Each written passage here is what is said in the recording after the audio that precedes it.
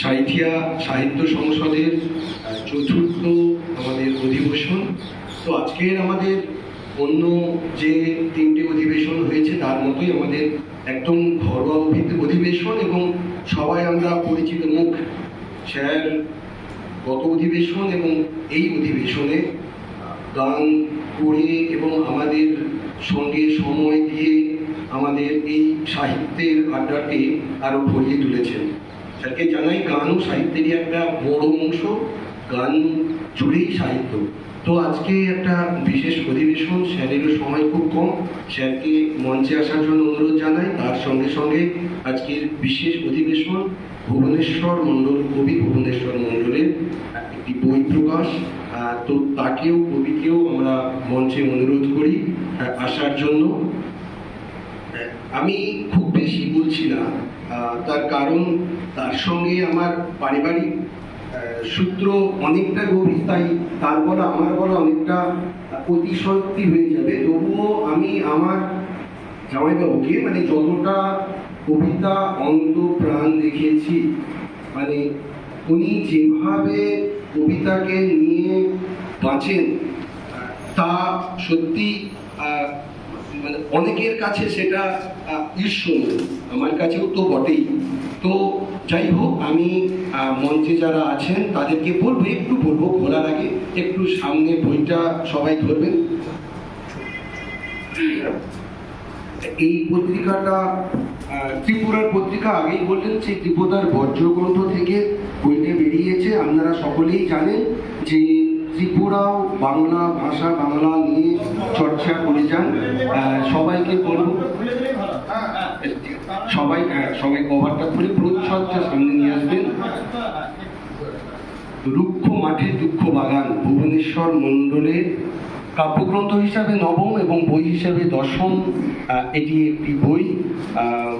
এই বই আমার অনুরোধ সবাই পড়ে দেখবেন। উনি আজীবন ছোট থেকেই, ছাত্রাবস্থা থেকেই কবিতা নিয়ে চর্চা করে যাচ্ছেন। আজকে একদম মধ্য বয়স পেরিয়ে গিয়েও তিনি সেই কবিতার আসল রসটা ধরে রেখেছেন, কবিতাকে ধরে রেখেছেন। তাকে অসংখ্য ধন্যবাদ। যারা মঞ্চে আছেন তাদেরকে একটু বসার অনুরোধ করব, তাদেরকেও অসংখ্য ধন্যবাদ। কবিতার বই, খুব সত্যি কথা, আমরা কবিতা খুব কম মানুষ পড়ি, কবিতা নিয়ে আমরা চর্চা খুব কম মানুষই হয়, তো আমাদের আসলেই এটার পরিচয়। তবুও যারা সেই পাঠকের কথা চিন্তা না করেও অবিরত লিখে চলেছেন তাদের কথা তো বলতেই হয়। স্যারের সময় খুব কম। আমি যিনি কবিতা লিখেছেন, কাব্যগ্রন্থ লিখেছেন, সেই ভুবনেশ্বর মণ্ডলের হাতে আমি মাইক্রোফোনটা তুলে দিচ্ছি। এই কবিতা, কাব্যগ্রন্থ কেন আমরা বলবো সেই সম্পর্কে দুই একটা কথা জানানোর জন্য। প্রণাম এবং আন্তরিক শ্রদ্ধা জানাই। দীর্ঘদিন ধরে, প্রায় 35-36 বছর ধরে লেখালেখির সঙ্গে যুক্ত। ক্লাস 5-6 থেকেই লিখি। অনেক কাঁচা হাতের লেখা, অনেক কিছুর মধ্য দিয়ে পেরিয়ে এসেছি। 2014 সালে প্রথম কাব্যগ্রন্থ মনের বারান্দা বর্ধমান থেকে প্রকাশিত হয়েছিল। তারপরে যে প্ল্যাটফর্মে আসি, বালিক প্রকাশন, এইভাবে টুকটাক করে চলছে আর কি। আসলে কবিতাকে বা সাহিত্যকে আমি ভালোবেসেই এগুলো লেখালেখি করি, অন্তরের একটা টান অনুভব করি। লেখালেখি ছাড়া থাকতেও পারি না, সেগুলো লেখা হয় কিনা আদৌ জানি না, তবে ওই লিখি আর কি। আমাদের বর্তমান দেশকাল, সময়, চারপাশে যা ঘটছে, মানুষের মনে তার যে বিভিন্ন রকম ইতিবাচক বা নেতিবাচক প্রভাব পড়ছে, যেগুলো আমাদেরকে নানাভাবে ক্ষতবিক্ষত করে, যন্ত্রণাদগ্ধ করে। সেই সব যন্ত্রণাগুলোকে বিভিন্ন দিক দিয়ে ব্যক্তি মানুষের মধ্যে, সমাজ মানুষের মধ্যে, সবকিছুর মধ্যে দেখার চেষ্টা করেছি আর কি, বিভিন্ন লেখার মধ্য দিয়ে। কাব্যের নাম রুক্ষ মাঠে দুঃখ বাগান, নামকরণটাই সেটা প্রমাণ করে। আজকে সভ্যতার এই যে রুক্ষ শুষ্ক অবস্থা, আমরা দুঃখের চাষ করছি সেই বাগান, সেই দুঃখগুলো দিয়ে টুকরো টুকরো দুঃখের অনুভূতি কষ্টের অনুভূতি, যন্ত্রণার অনুভূতি সেই কাব্যগ্রন্থ থেকে প্রকাশ করেছে। এটা প্রকাশ করেছেন দৈনিক বজ্রকণ্ঠ পত্রিকা, ত্রিপুরা, আগরতলা। এর সম্পাদক রাজেশ চন্দ্র দেবনাথ। আমি সব ইমেলে পাঠিয়েছিলাম, উনি ওখান থেকে বিনা খরচে বইটা করে দিয়েছেন এবং আমাকে সৌজন্যমুখী পাঠিয়েছেন। তার জন্য তাকেও আন্তরিক কৃতজ্ঞতা, ধন্যবাদ, অভিনন্দন জানাই। এবং এখানে যেন আমার গুরুজন আছেন, স্যারেরা আছেন, সমীরণদা আছেন, অজয় কাকু আছেন, উৎসবদা, পঙ্কজদা, নারায়ণ দিদি, গোরা স্যার, পুতুলদি, শুভঙ্কর দা, মনোজ দা, সকলকে আমার আন্তরিক শ্রদ্ধা এবং কর্ময় বৌদ্ধ আমার আন্তরিক শ্রদ্ধা। আমাদের মধ্যে অরিজিৎ দণ্ডপাঠ রাজ, আমার প্রিয় ভাই এসেছে, তাকেও আন্তরিক ভালোবাসা জানাই। আমি সকলকে আন্তরিক শ্রদ্ধা আবার জ্ঞাপন করছি। কাব্যগ্রন্থটি পড়বেন এই অনুরোধ রাখছি। আর আজকের এই কাব্যগ্রন্থ সম্পর্কে আমাদের বীরভূমের একজন কবি অনিমেষ মণ্ডল, ওকে আসতে বলেছিলাম, তো অনিমেষ খুব অসুস্থ হয়ে পড়েছে।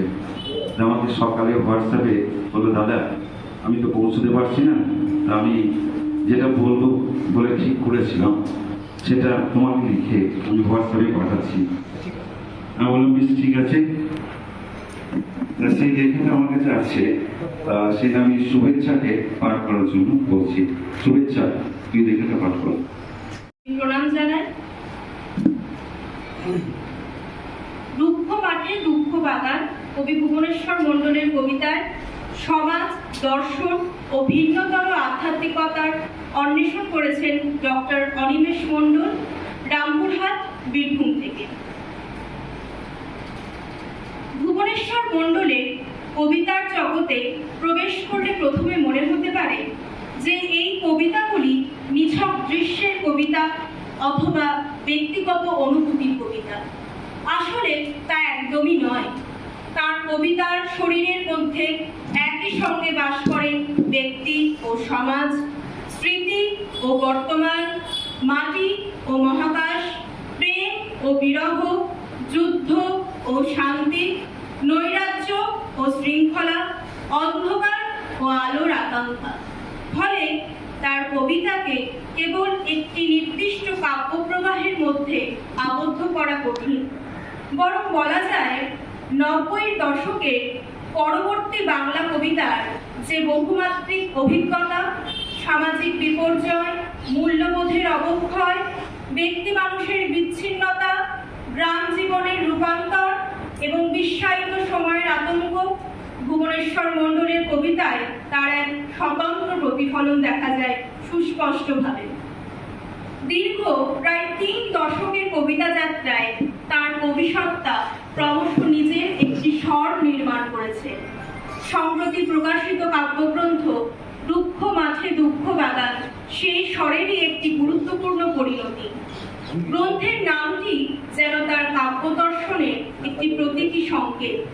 দুঃখ মাঠ আমাদের সময়ের কঠিন, অনুর্বর, অনুভূতিহীন বাস্তবতা, আর দুঃখ বাগান সেই বাস্তবতার মধ্যেই মানুষের যন্ত্রণা, স্মৃতি, ভালোবাসা ও অস্তিত্বের যে গোপন চাষ তার প্রতীক।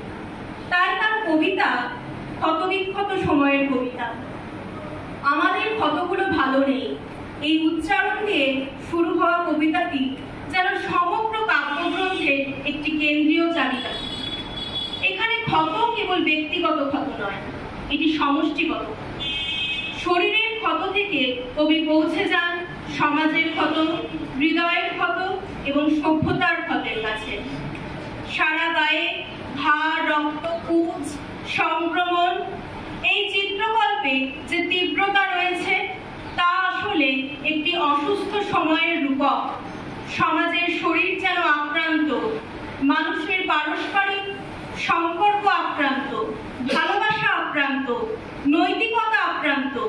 তাই কবি যখন বলেন আমাদের হৃদয় এখন ভূকম্প প্রবণ, তখন ভূমিকম্প আর কেবল প্রাকৃতিক দুর্যোগ থাকে না, তা হয়ে ওঠে মানুষের অন্তর্জগতের ভাঙন। এইখানেই ভুবনেশ্বর মণ্ডলের কবিতা ব্যক্তি মানুষ থেকে সমাজ মানুষে উত্তীর্ণ হয়। রুক্ষ মাঠে দুঃখ বাগান অসাধারণ এই চিত্রকল্পের মধ্যে রয়েছে এক ধরনের সভ্যতাগত বোধ। মাঠ যেখানে ফসল জন্মানোর কথা, সেখানে জন্ম নিচ্ছে দুঃখ। অর্থাৎ মানুষের জীবনযাপনের যে পরিসর একদিন সম্ভাবনা, আনন্দ ও সৃষ্টির ক্ষেত্র ছিল, তা ক্রমশ যন্ত্রণার উৎপাদন ক্ষেত্রে পরিণত হচ্ছে। কেবল যুদ্ধের বাঁশি, এই উচ্চারণ সেই সামাজিক সংকটকে আরো বৃহত্তর বিশ্ব বাস্তবতার সঙ্গে যুক্ত করে। যুদ্ধ এখানে শুধু রাষ্ট্রের যুদ্ধ নয়, মানুষের সঙ্গে মানুষের যুদ্ধ, মতের সঙ্গে মতের যুদ্ধ, ধর্মের সঙ্গে ধর্মের যুদ্ধ, এমনকি মানুষের নিজের সঙ্গেও নিজের যুদ্ধ। আর সেই কারণেই কবির কাছে আসে প্রতিটি যাপনে আত্মহত্যা। এখানে আত্মহত্যা শব্দটি আক্ষরিক অর্থে না নিয়ে অস্তিত্বগত অর্থে পড়তে হয়। আমরা বেঁচে আছি, অথচ প্রতিদিন আমাদের মানবিকতার কিছু অংশকে হত্যা করছি। প্রতিদিন একটু একটু করে হারিয়ে ফেলছি বিশ্বাস, ভালোবাসা, সহমর্মিতা, বিবেক। ফলে জীবনের প্রতিটি যাপনই এক অর্থে আত্মক্ষয়ের প্রক্রিয়া।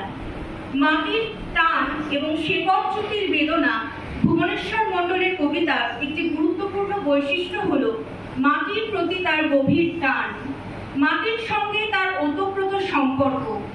এই মাটি তো নিছক ভৌগোলিক মাটি নয়, এটি জন্মের মাটি, শৈশবের মাটি, মানুষের সাংস্কৃতিক স্মৃতির মাটি। তার কবিতায় গ্রাম, মাঠ, নদী, অরণ্য, আকাশ, বাতাস, এই সমস্ত প্রাকৃতিক উপাদান আসলে মানুষের অস্তিত্বের সঙ্গে গভীরভাবে যুক্ত। তাই তার কবিতায় রয়েছে এক শিকড়চ্যুতির গভীর বেদনা। একসময় গ্রাম যেখানে ছিল পারস্পরিকতা, সহজতা, উদারতা এবং মানবিক সম্পর্ক, সেই গ্রাম আজ রাজনৈতিক ও ভোগবাদী সংস্কৃতির অভিঘাতে বদলে গেছে। গ্রাম আর কেবল প্রকৃতির আশ্রয় নয়, সেখানে ঢুকে পড়েছে ক্ষমতা, বাজার, প্রচার, প্রতিযোগিতা এবং রাজনৈতিক বিভাজন। নাইট ক্লাবে হুল্লোড়, পপ গান, এই ধরনের চিত্রকল্পের পাশে যখন গ্রাম, রাস্তা, আকাশ, নদী এসে দাঁড়ায়, তখন কবি আসলে দুটি সময়কে পাশাপাশি বসিয়ে দেন। একদিকে চিরপরিচিত গ্রামীণ প্রকৃতি, অন্যদিকে নতুন ভোগবাদী সংস্কৃতির আগ্রাসন। এই সংঘাতের মধ্যেই হারিয়ে যাচ্ছে পুরনো গ্রামের মুখ। তাই তার গ্রাম চেতনা শুধুমাত্র নস্টালজিয়া নয়, এটি শিকড়চ্যুতির বিরুদ্ধে এক গভীর সাংস্কৃতিক প্রতিবাদ। ভুবনেশ্বর মণ্ডলের কবিতায় বাইরের পৃথিবী যেমন উপস্থিত, তেমনি প্রবলভাবে উপস্থিত মানুষের অন্তর্জগত। তার কবিতার বহু চিত্র যেন সরাসরি বাস্তবতা থেকে উঠে আসে না, বরং চেতন ও অবচেতনের সংঘর্ষ থেকে জন্ম নেয়। ক্ষত, ভূমিকম্প, ব্ল্যাক হোল, মৃত নদী, যুদ্ধের বাঁশি, অন্ধকারে লুকিয়ে থাকা অদৃশ্য সন্ত্রাসী, এসব চিত্র বাস্তবতার পাশাপাশি এক গভীর মনস্তাত্ত্বিক বাস্তবতারও প্রতীক। আমাদের আলো সব ব্ল্যাক হোলে। এই পংক্তিতে আধুনিক মানুষের অস্তিত্ব সংকট যেন একটি বৈজ্ঞানিক প্রতীকের মাধ্যমে প্রকাশিত হয়েছে। ব্ল্যাক হোল আলোকে নিজের মধ্যে টেনে নেয়, তেমনি সমকালীন মানুষের জীবনে কিছু অদৃশ্য শক্তি তার আশা, বিশ্বাস, স্বপ্ন ও আলোকবোধকে কোথাও যেন টেনে নিচ্ছে। ভুবনেশ্বর মণ্ডলের কবিতায় ধর্ম ভাবনাটি বিশেষভাবে লক্ষণীয়। ধর্ম চরাচরময়, চারপাশে ধর্মের বাড়ি। এই উচ্চারণকে প্রচলিত ধর্মীয় অর্থে পড়লে কবিতাটির গভীর অর্থ ধরা পড়বে না। কবি নদী, পাহাড়, সমুদ্র, অরণ্য, আকাশ, জল, মাটি, বাতাস সব কিছুর মধ্যে ধর্মের অস্তিত্ব খুঁজে পান। পৃথিবীর আবর্তন ধর্ম, অভিকর্ষ ধর্ম, মহাকর্ষ ধর্ম, চুম্বকের আবেশ ধর্ম। এখানে ধর্ম হয়ে উঠেছে অস্তিত্বের নিজস্ব নিয়ম। নদী তার ধর্মে প্রবাহিত হয়, পৃথিবী তার ধর্মে আবর্তিত হয়, মহাকর্ষ তার নিয়মে বস্তু সমূহকে আকর্ষণ করে। অর্থাৎ প্রকৃতির প্রতিটি অস্তিত্বের একটি অন্তর্নিহিত নিয়ম রয়েছে, সেই নিয়মই কবির কাছে ধর্ম। এই অর্থ অর্থে তার ধর্মচেতনা এক ধরনের মহাজাগতিক আধ্যাত্মিকতা। এখানে কোনো বিশেষ সম্প্রদায়, মতবাদ বা ধর্মীয় অনুশাসনের আধিপত্য নেই, বরং সমস্ত অস্তিত্বকে একটি বৃহৎ নিয়ম ও পারস্পরিক সম্পর্কের মধ্যে দেখার চেষ্টা আছে। প্রতিটি যুদ্ধের নেপথ্যে কে, এই একটি প্রশ্ন ভুবনেশ্বর মণ্ডলের কবিতাকে আকীর্ণ করে। এটি একটি অন্যতম গভীর দার্শনিক প্রশ্ন। কবি জানতে চান, যুদ্ধের যে দৃশ্য আমরা দেখি তার পেছনে আসলে কে কাজ করছে? ওর কি শরীর আছে, না ও অনঙ্গ? অর্থাৎ যুদ্ধের প্রচ্ছন্ন শক্তি কি বা কারা, তাকে কি দৃশ্যমান করা যায়? কবি তাকে কখনো সন্ত্রাসী জিন হিসেবে কল্পনা করেন। এই জিন অত্যন্ত তাৎপর্যপূর্ণ, যেন মানুষের শরীরের ভেতরে একটি ধ্বংসাত্মক প্রবণতা জন্মগতভাবে সক্রিয় হয়ে আছে, যা সুযোগ পেলেই হিংসা, ক্ষমতা ও ধ্বংসের লীলায় মেতে ওঠে। কবির এই ভাবনা আমাদেরকে আধুনিক সভ্যতার একটি গভীর প্রশ্নের দিকে নিয়ে যায়। মানুষ কি সভ্য হয়েছে, নাকি কেবল তার ধ্বংসের প্রযুক্তি উন্নত হয়েছে? এইখানেই তার যুদ্ধবিরোধী কবিতা রাজনৈতিক কবিতা থেকে অস্তিত্ববাদী কবিতায় উত্তীর্ণ হয়। যুদ্ধের ধ্বংসস্তূপে শিশুর কান্না, নারীর অসহায়তা, সাধারণ মানুষের মৃত্যুর প্রশ্ন তাই কবির কাছে মানব সভ্যতার নৈতিক ব্যর্থতার প্রশ্ন। যেখানে একদিকে যুদ্ধ, ক্ষত, মৃত্যু ও নৈরাজ্য, সেখানে অন্যদিকে ভুবনেশ্বর মণ্ডলের কবিতায় আকস্মিকভাবে ফিরে আসে প্রেম, বিরহ এবং কালিদাসের মেঘদূতের অনুষঙ্গ। তোমার কান্নার ভেতর শ্রাবণ, এই চিত্রকল্পে কান্না ও বৃষ্টির এক আশ্চর্য মেলবন্ধন ঘটে। ব্যক্তিগত বিরহ প্রকৃতির বর্ষার সঙ্গে একাকার হয়ে যায়। রামগিরি, অলকা, যক্ষ এই সাংস্কৃতিক অনুষঙ্গগুলি আধুনিক প্রেমকে একটি প্রাচীন নন্দন ভুবনের সঙ্গে যুক্ত করে। কিন্তু এটি নিছক পৌরাণিক স্মৃতিচারণ নয়। আধুনিক মানুষের বিচ্ছিন্নতার মধ্যে কবি প্রাচীন মেঘদূতে সেই বার্তাবাহী মেঘকে পুনরায় আহ্বান করেন। যক্ষ যেমন দূরবর্তী প্রিয়ার কাছে নিজের বার্তা পাঠাতে চেয়েছিল, তেমনি আধুনিক কবিও মানসিক বিচ্ছিন্নতার পৃথিবীতে যোগাযোগের একটি পথ খুঁজেছেন। ভুবনেশ্বর মণ্ডলের কবিতায় নৈরাজ্যের উপস্থিতি স্পষ্ট, কিন্তু তার নৈরাজ্যবাদকে রাজনৈতিক মতাদর্শ হিসেবে দেখলে কবিতার তাৎপর্য সংকুচিত হবে। চারপাশে প্রতিষ্ঠিত মূল্যবোধের পতন, মানুষের মধ্যে অবিশ্বাস, ভালোবাসার সংকট, যুদ্ধ ও রাজনৈতিক হিংসা, গ্রামীণ জীবনের পরিবর্তন, ভোগবাদী সংস্কৃতির আগ্রাসন, সব মিলিয়ে কবির সামনে যে পৃথিবী তৈরি হয়েছে, সেখানে পুরনো শৃঙ্খলা আর কার্যকর নেই। তাই তার কবিতায় বারবার আসে ক্ষত, ভাঙন, ভূকম্প, মৃত নদী, ব্ল্যাক হোল, যুদ্ধ, অন্ধকার। কিন্তু লক্ষণীয়, কবি সম্পূর্ণ অন্ধকারে থেমে থাকেন না। তার কবিতায় নৈরাজ্যের পাশাপাশি আশাবাদও আছে, আধ্যাত্মিকতার অন্তর্গত আশাবাদ। ভুবনেশ্বর মণ্ডলের আধ্যাত্মিকতা কোনো ধর্মীয় প্রচার নয়, এটি অস্তিত্বের গভীরে একটি অর্থ খোঁজার চেষ্টা। মানুষের সমাজ ভেঙে পড়লেও মহাবিশ্ব সম্পূর্ণ বিশৃঙ্খল নয়, এই দ্বৈত উপলব্ধি তার কবিতার দর্শনকে আরো গভীর করে। রুক্ষ মাঠে দুঃখ বাগান কাব্যগ্রন্থটির এই শিরোনাম যেন কবির সমগ্র কাব্য ভুবনের একটি সংকেত। সমকালের রুক্ষতার মধ্যেই তৈরি হয় জীবনের বাগান, দুঃখের মধ্যেই কবিতা জন্ম নেয়।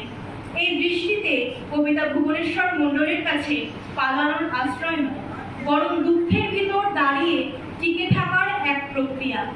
ক্ষতকে ঢেকে রাখা নয়, ক্ষতের দিকে তাকানোই একজন প্রকৃত কবির কাজ।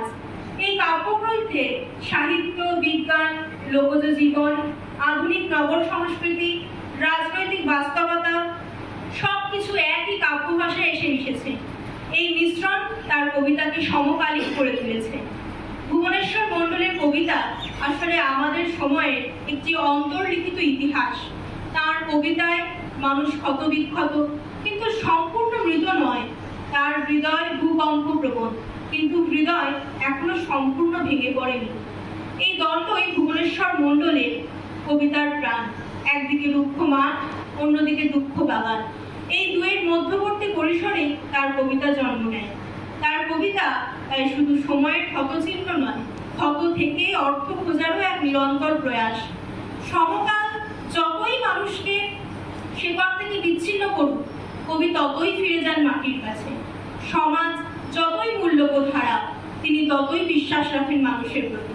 সেই কারণেই ভুবনেশ্বর মণ্ডলের কবিতা মূলত ক্ষত, নৈরাজ্য ও অন্ধকারের ভেতর দিয়ে মানবিকতা, প্রেম, শিকড় এবং একটি গভীরতর আলোর সন্ধানের কবিতা। আর সম্ভবত এখানেই তার কবিসত্তার সবচেয়ে বড় সার্থকতা। রুক্ষ মাঠে দাঁড়িয়েও তিনি দুঃখের বাগান রচনা করতে জানেন। নমস্কার।